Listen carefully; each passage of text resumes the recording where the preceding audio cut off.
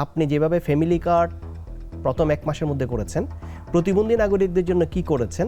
আমাদের প্রতিবন্ধী শিশুদের বাবা মারা স্বীকারও করতে চায় না যে তার ঘরে একটা প্রতিবন্ধী শিশু আছে। কারণ প্রথমেই যখন একটা নতুন কিছু আসে তখন কিন্তু মানুষের প্রত্যাশার জায়গাও তৈরি হয়। SDG 4 অর্জন করতে গেলে এই ধরনের ইনোভেশন বাংলাদেশকে সারা পৃথিবীতে তুলে ধরতে পারে। দয়ার বেসিসে দেখছে আর কি, এটা কিন্তু অধিকারের জায়গা থেকে দেখছে না।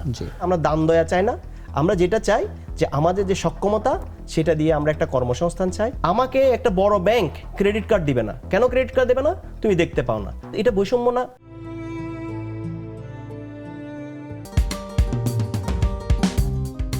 আপনি যেভাবে ফ্যামিলি কার্ড প্রথম 1 মাসের মধ্যে করেছেন, প্রতিবন্ধী নাগরিকদের জন্য কি করেছেন আমরা সেটা কিন্তু দেখতে চাই। এবং প্রতিবন্ধী নাগরিক বলতে আমরা কিন্তু 1 শ্রেণী 2 শ্রেণী না, এটা কিন্তু ডাইভার্স গ্রুপ এবং ডিগ্রি অফ ডিসেবিলিটি। যেমন আমি জন্ম থেকে কিছুই দেখতে পাই নাই, আমি কখনো আলো দেখতে পাই নাই, আমার ডিসেবিলিটি। আবার আরেকজন হুইল চেয়ারে বসে আছেন, তার ডিসেবিলিটি কিন্তু ডিফারেন্ট। আবার যিনি ক্ষীণ দৃষ্টিসম্পন্ন মানুষ, তার ডিসেবিলিটি ডিফারেন্ট। অর্থাৎ ডিসেবিলিটি একটা ডাইভার্সিটি গ্রুপ, তাদের জন্য তাদের উপযোগী ম্যানিফেস্টোকে তাদের উপযোগী করে বাস্তবায়ন করতে হবে। আপনি প্রযুক্তির কথা বলেছেন, আজকে প্রযুক্তির শক্তিতে প্রতিবন্ধী নাগরিকরা এখন অনেক বেশি ক্ষমতাশালী। অর্থাৎ ক্ষমতাশালী বলতে এটা বলছি যে তার ডিসেবিলিটি সে ওভারকাম করেছে। আপনি সকালবেলা পত্রিকাটা পড়েন হাতে নিয়ে, আমি পড়ি আমার স্মার্টফোন দিয়ে। আপনি কম্পিউটারটা চোখে দেখে করেন, আমি শুনে শুনে চালাই। অর্থাৎ আপনার সাথে কিন্তু আমার পার্থক্যটা কোনোভাবেই নেই।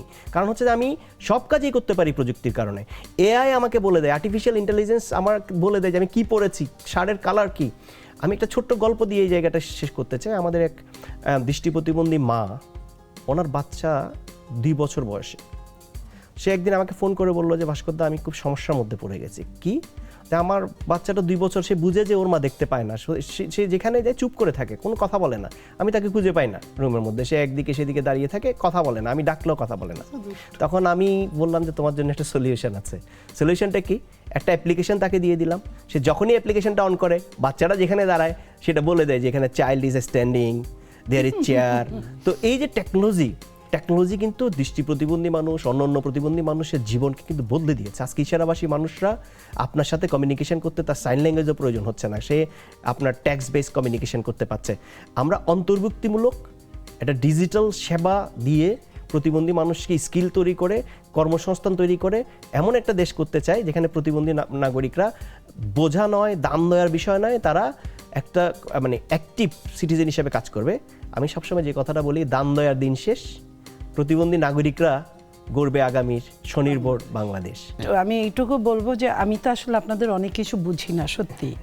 সেটা যদি আমাকে সংসদ যখন শুরু হবে তার আগে আমাকে যদি আপনারা যদি ডিটেলসটা একটু দিতে পারেন, আমার জন্য এটা সুবিধা হয়।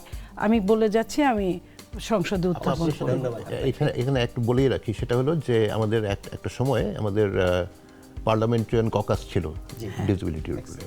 তো এটা অনেক দিন ধরে নাই, পার্লামেন্টও ছিল না, তার আগের পার্লামেন্টও ছিল না। তো এবার যেহেতু একটা খুবই সচল পার্লামেন্ট এসছে, সেখানে যদি তাদের সাথে প্রতিবন্ধী ব্যক্তিদের বিষয়টাও যদি কথা বলেন তাহলে আমরা খুবই শিওর। আমি কথা বলে গেলাম, আপনাকেও সেম কথা বললাম।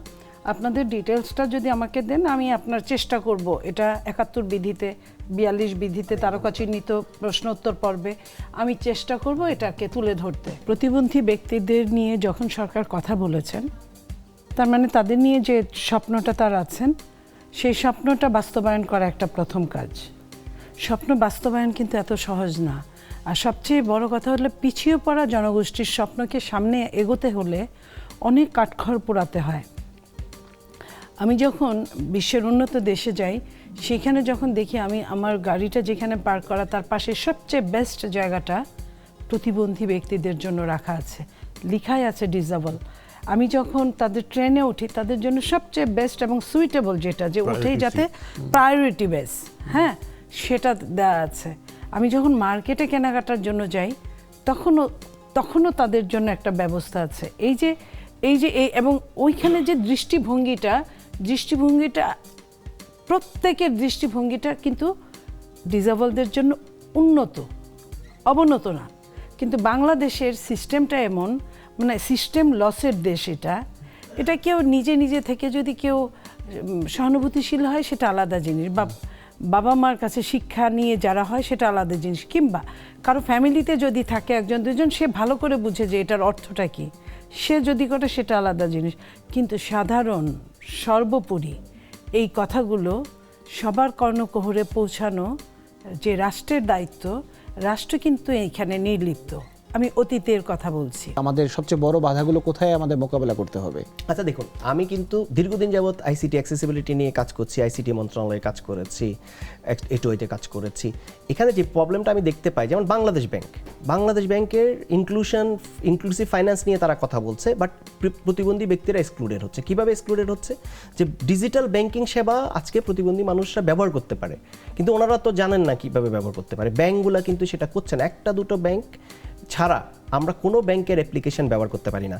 এখানে আমি আরেকটা গল্প বলতে চাই। আমার এক বোন, সে ইউএনের একটা প্রতিষ্ঠানে কাজ করে, কিন্তু সে বলে যে দাদা আমি তো বিপদে আছি। কেন?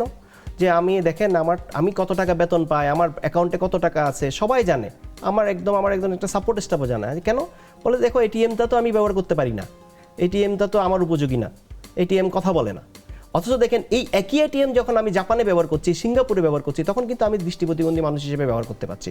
আমাদের দেশে প্রায় 35-40% মানুষ নিরক্ষর। তাদের জন্য যদি আমরা একটু চিন্তা করি, তাহলে কিন্তু আমাদের সবার জন্য চিন্তা করা হয়ে যায়। কারণ হচ্ছে যে আমি এটিএমটাতে কথা বলবে, আমি যখন টাকা তুলতে যাবো আমাকে বলবে ওয়েলকাম, আমাকে বলবে টাকা অ্যামাউন্ট প্রবেশ করান, আমাকে বলবে আপনার পাসওয়ার্ড দেন, এইভাবে বলবে আমি কত টাকা তুলতে চাই, আমি নিজেই কাজটা করতে পারবো। এই টেকনোলজি কিন্তু আছে, কিছু কিছু এটিএম কিন্তু এখনও অ্যাক্সেসিবল আছে বাংলাদেশে, কিন্তু পলিসি না থাকার কারণে ব্যাংকগুলো আমরা ব্যবহার করতে পারছি না। আপনি যে কথাটা বলছেন যে পলিসি ল আমাদের আছে, কিন্তু এটা ইমপ্লিমেন্টেশন নাই। অন্য মিনিস্ট্রিগুলো কিন্তু জিনিসটাকে সবসময় আমরা যা কিছু করতে যাই বা সমাজসেবা মন্ত্রণালয়ে যাও, আর সমাজসেবা মন্ত্রণালয়ের বিষয়টা তারা বুঝতেই পারে না, টেকনোলজি কোথায় এগিয়ে গেছে, কিভাবে মানুষ আজকে নিজের কাজ নিজে করতে পারে। এই বিষয়গুলো কিন্তু সমাজসেবা মন্ত্রণালয়কে বুঝতে হবে এবং তাদেরকে কোঅর্ডিনেশনের ভূমিকাটা পালন করতে হবে। যেহেতু অন্য মিনিস্ট্রিরা রুলস অফ বিজনেসের দোহাই দিয়ে দায়িত্বটা তারা নিচ্ছে না। আপনাকে আমি আরেকটা কথা বলি, একদম ব্যক্তিগত উদাহরণ দিয়ে বলছি। আমাকে একটা বড় ব্যাংক ক্রেডিট কার্ড দিবে না। কেন ক্রেডিট কার্ড দেবে না? তুমি দেখতে পাও না। আমি আইনের আওতায় মানবাধিকার কমিশনে কেস ফাইল করলাম, সেখানে রায় হলো, বলা হলো যে বাংলাদেশ ব্যাংকের নির্দেশনা দিল যে ডিজিটাল ব্যাংকিং সেবার ক্ষেত্রে যে কোনো ব্যারিয়ার থাকলে সেটা যাতে রিমুভ করা হয়, আর দ্বিতীয় যে ইয়েটা দিল যে আমাকে যাতে ক্রেডিট কার্ড দেওয়া হয়। দেখেন ব্যাংকটা কি করেছে, ক্রেডিট কার্ড ঠিকই আমাকে দিয়েছে, আমার স্যালারির 1/5 লিমিট আমাকে দিয়েছে। আমার পাওয়ার কথা 1/5, মানে আমার প্রায় 5 গুণ বেশি পাওয়ার কথা, কিন্তু আমি পেয়েছি 1/5। অর্থাৎ আমার দেখেন এটা বৈষম্য না? এইভাবে কিন্তু প্রতিবন্ধী মানুষরা বৈষম্যের শিকার হচ্ছে। সবচেয়ে বড় যে সমস্যাটা আজকে হয়েছে, হাজার হাজার প্রতিবন্ধী তরুণ তারা কিন্তু কর্মসংস্থানে নাই, তারা রাস্তায় আন্দোলন করেছে, পুলিশ তাদেরকে পিটিয়েছে। এমনকি এই যে আমাদের ইন্টারিম গভর্নমেন্টের আমলে, আমি এটা ভাবতে পারি না, নোবেল লরিয়েটের সরকারের আমলে আমাদের প্রতিবন্ধী মানুষদেরকে পুলিশ পিটিয়েছে, আপনারা দেখেছেন। এর আগে সরকারের আমলেও কিন্তু আমাদের ছেলে মেয়েরা রাস্তায় নেমেছে, পুলিশ তাদেরকে পিটা দিয়েছে, মেরেছে। এটা কিন্তু আনবিলিভেবল। কারণ আমরা একটা মানবিক দেশ, এই দেশে প্রতিবন্ধী নাগরিকদের গায়ে হাত দিচ্ছে কেন? আমি একটা কাজ চাইছি, দয়া চাচ্ছি না। বিশ্বাস করেন, আমাকে যে প্রতিষ্ঠানে নিয়েছে সে প্রতিষ্ঠান লাভবান হয়েছে। আমি একটা এনজিওতে কাজ করেছি চট্টগ্রামে, ইপসা, নাফিস ভাই জানেন, আমি তাদেরকে প্রায় 7টা আন্তর্জাতিক পুরস্কার এনে দিয়েছি। আমি কাজ করেছি এটুআইতে, তাদেরকে আমি আন্তর্জাতিক পুরস্কার এনে দিয়েছি, তাদের কাজগুলা দেশে বিদেশে আমি স্বীকৃতি এনে দিয়েছি। আমি মানে কে? আমি মানে একজন প্রতিবন্ধী নাগরিক। আমি এই কথাটা বলতে চাই, আমার জীবনে একসময় পাঠ্য বইতে পড়ানো হতো। এর অর্থ হচ্ছে আমাদের হাতে যদি শিক্ষা, প্রযুক্তি, প্রশিক্ষণ থাকে, তাহলে কিন্তু আমরা কারো গলগ্রহ হব না, আমরা অন্যদের মতো কাজ করতে পারবো। বিলিভ মি, আজকে যদি আমার এখানে কর্মসংস্থান না থাকে, আমি যদি কাজ ছাড়িয়ে ফেলি, আমার কিন্তু পৃথিবী অনেক বড়, বাংলাদেশ কিন্তু আমার পৃথিবী না। ঠিক একইভাবে হাজার হাজার প্রতিবন্ধী মানুষ, তাদের পৃথিবী অনেক বড় হয়ে গেছে। শুধুমাত্র একটু সহায়তা দরকার, একটু পলিসি সাপোর্ট দরকার, একটু প্রশিক্ষণ দরকার এবং প্রযুক্তি দরকার। আপনি অবাক হবেন যে আমরা এখনো পর্যন্ত ওপেন সোর্স টেকনোলজি ব্যবহার করি। আমাদের একটা নিজস্ব টেক্সট টু স্পিচ আমাদের হয় নাই, আমাদের একটা স্ক্রিন রিডিং সফটওয়্যার হয় নাই, আমরা একটা ইলেকট্রনিক হুইল চেয়ার আমাদেরকে আমদানি করতে হয়। তো আমরা কিন্তু একটা বৈষম্যের সাগরে বসবাস করছি। আজকে কথা যেভাবে বলছি, আমরা গত 20 বছর 30 বছর বুদ্ধি হওয়ার পর থেকে এগুলোই বলে আসতেছি, কিন্তু আমাদের পরিবর্তন হচ্ছে, খুব আস্তে হচ্ছে। আমি আশা করছি যে এখন একটা সরকার এসেছে, যারা আমরা দেখতে পাচ্ছি যে ওনারা যা প্রতিশ্রুতি দিচ্ছেন তারা কিন্তু সেটা বাস্তবায়নের চেষ্টা করছেন। প্রতিবন্ধী মানুষদের জন্য যে প্রতিশ্রুতি দিয়েছেন আমি বিশ্বাস করতে চাই ওনারা সেটা বাস্তবায়ন করবেন। কারণ আমরা দেখেছি যে মনিয়াপার মতো মানুষ যাকে আমি খুবই শ্রদ্ধা করি, সম্মান করি একটা কারণে, কারণ উনি যখন টকশোতে কথা বলেন মনে হয় যে আমার কথাগুলো উনি বলছেন, সেজন্য আপনাকে আমি সম্মান করি একটাই কারণে। তো আমি আশা করছি আপনি আমাদের কথা বলবেন, আপনি প্রতিশ্রুতি দিয়েছেন, আমাদের কথা মাননীয় প্রধানমন্ত্রীর কাছে নিয়ে যাবেন। এবং আমরা বেশি কিছু চাই না, আমরা দান দয়া চাই না। আমরা যেটা চাই যে আমাদের যে সক্ষমতা সেটা দিয়ে আমরা একটা কর্মসংস্থান চাই, আমরা সকল শিশুর মতো শিক্ষাটা চাই, আমরা ইন্ডিপেন্ডেন্টলি বসবাস করতে চাই। যে আপনি যে বিল্ডিংয়ে উঠতে পাচ্ছেন আমি একই বিল্ডিংয়ে যেতে চাই, আপনি যে ব্যাংকের অ্যাপস ইউজ করছেন আমি একই ব্যাংকের অ্যাপস ইউজ করতে চাই, আপনি যে ওয়েব ই সেবা ব্যবহার করছেন আমি সেটা করতে চাই, আমি ট্রেনে উঠতে চাই, বাসে উঠতে চাই।